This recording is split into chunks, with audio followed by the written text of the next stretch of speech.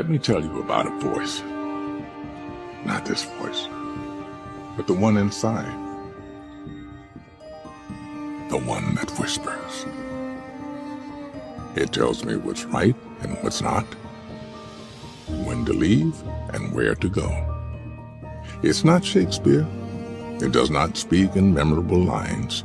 My inner voice always gives it to me straight. Tells me who my real friends are, when to say yes, when to say no. Sometimes that voice is crystal clear. Sometimes it merely whispers. Don't let it drown in a noisy world, because in the end, no man, woman, or algorithm knows what's right for you. Always trust your inner voice. Everybody has one. Few listen to it. We all have this like compass, this thing built inside us, which is, how do you feel? It's a signal, like hunger or thirst is a signal that it's deep inside you and it's there for a reason. It's a signal, a really important signal that's hardwired into you from generation and generation and generation. Above that, people rank their mother's opinion, the girl on Instagram that didn't like my nails. And because of that, they never do anything with the rest of their freaking life, man. And everybody looked at me and said, "You are a freaking turd." And I said, "Yeah, I am a turd, but guess what? I'm gonna keep freaking going, man." We have this reflexive nature, don't we? Where instead of tuning in and going, I could see myself here, or this relationship is over, or I don't want to do this job anymore, or could I see myself here, or what do I want to do next? We turn around and we go, what do you think?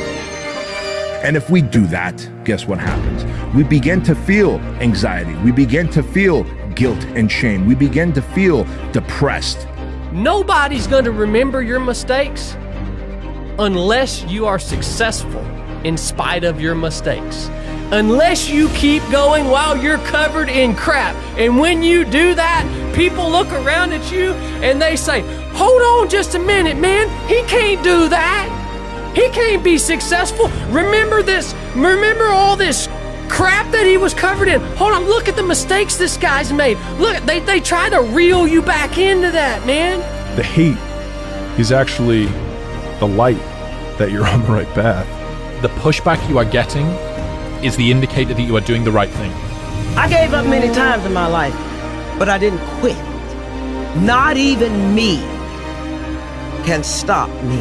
Every single person who wants to do something with their life and has done something with their life has gone through the exact chapter that you're going through, and it's the lonely chapter. I have to push through these hard times, because by pushing through these hard times, it equips me to push through hard times.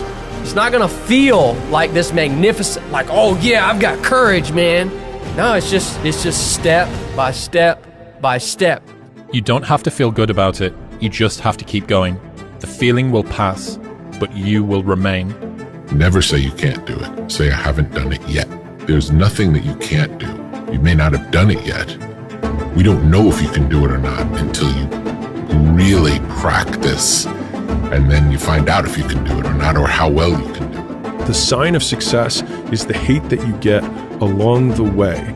And what you can't do is bend the knee to their hate and fit back into the conformity because it's comfortable and it's warm. Because hard times last long, but an epic story feels like a lifetime. And every single one of you out there have the superpowers necessary for greatness. You are starting to live in some of that, how where you look in the mirror and you're like, I can do more. There's going to be plenty of times where you don't feel like waking up, but you do it anyway. You don't feel like getting your workout in, but you do it anyway. You don't feel like reading that book, but you do it anyway. You don't feel like making that sales call, but you do it anyway. You don't feel like eating clean, but you do it anyway, because that is what greatness demands of us. And if you are willing to lean into the sides of your comfort zone, if you are willing to become that pebble that creates the ripple and inspires others, that is how together we change the world, my friends. You want to know how you fuck up your whole life? You take that version of yourself that you imagine in your heart and your mind, that ultimate version of yourself, and then when it gets hard, you throw that dream away and you say, I never wanted that dream in the first place, and you settle with some bullshit life, okay, that you didn't really want, and then pretend you wanted it. That's how you fuck up your whole life.